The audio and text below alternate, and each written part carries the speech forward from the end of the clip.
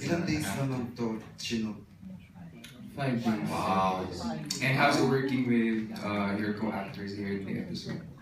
Una, si Coco. Si Coco Siyempre, alam naman natin lahat, pag sinabing actor, Coco Martin yan. Ganun agad tayo dito sa ABS eh. Si Coco, hindi kami nauubusan ng pinag-uusapan eh.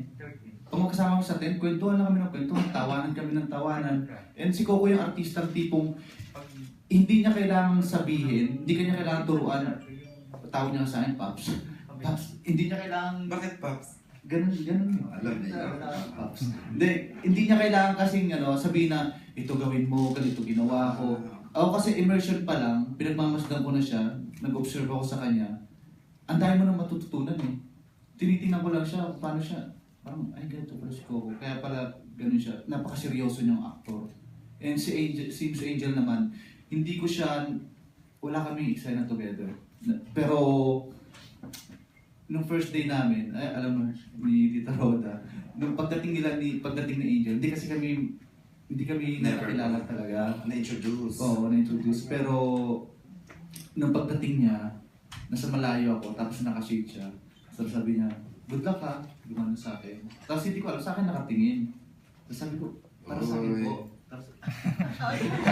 Ay, sinukis. Hindi. Siyempre sabi ko, ay, pinakasikat na artista sa ABS to. Ganun, no? Good luck and congrats, sabi niya sa akin. And yun, siyempre ako, bilang artista, kinilig ako. And masaya ako na parang, wow, Angel Oxy, ginanon niya ako.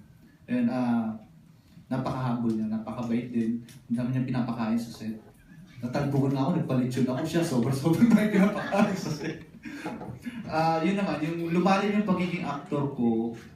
Kasi palagi naman ganun, every time may ginagawa ko, sinisigurado ko na lagi ako may natututunan. Hindi lang sa co-actors ko, sa director ko, and sa sobrang bigat ng mga eksena ko. And first time kong mag-immersion,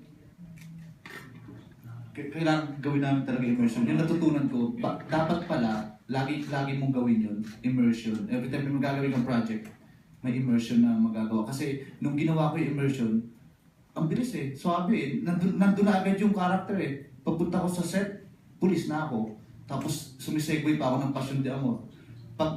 Lubad-lubad ka Oo. doon. Mas di-cover Yun nga eh, magkaiba yung character kasi sa Passion de Amor. Ako, mapusok, Gusto ko yung mapusok. Oo nga, Oo. topless, ganun. So pag galing, isipin mo, sila yung magkaiba, kabalik rin yung mga characters. Tapos pag galing ko sa TV ng MMK, tutulog lang ako ng konti, tapos ito na, Passion de Amor na. Mararamdaman ko ng character ko sa Passion de Amor pag sinuot ko na yung hikaw ko. May sinusunod akong hikaw, ito na. Ito na yung character ko. Tapos balik na naman sa Landi na harot-harot na kayo. Hindi na may tayo na gano'n. Tapos, yun, sa MMK, pulis na naman ako.